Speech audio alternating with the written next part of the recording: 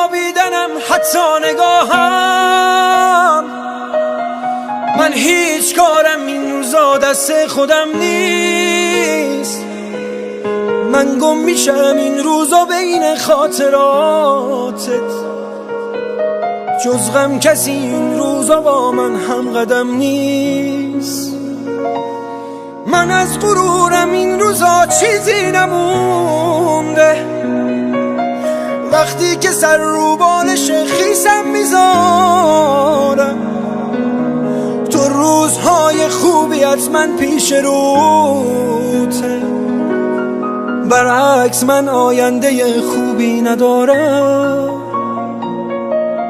تو از گذشتت هیچ چیزی بر نداشتی. اصلا نذاشتی غم تو دنیات پا بذاره. برعکس من توی گذشته گیر کردم. دنیای تو با من یه دنیا فرق داره. من دم به دم دلتنگ روزای گذشتم. چیزی که واسه تو اهمیت نداره. موهامو که دیدم برفات فکر کردم. تو زندگی عشقی دوبار فرصت نداره.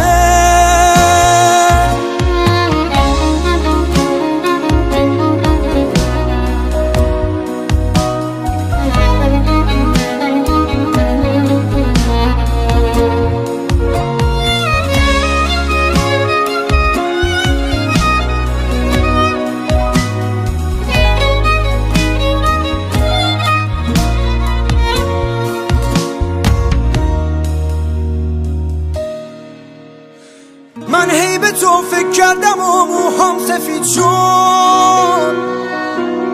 حق با تو بود، من فرصت رو از دست دادم.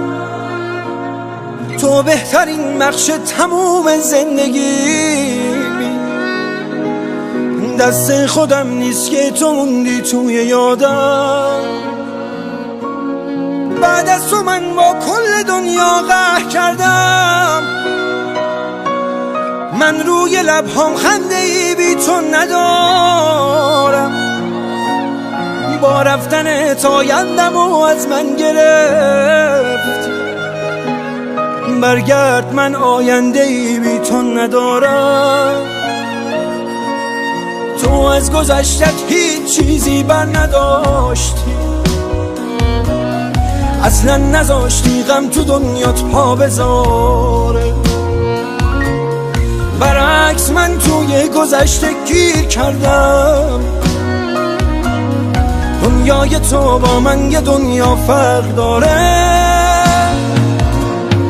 من دم به دم دلتنگ روزای گذشتم.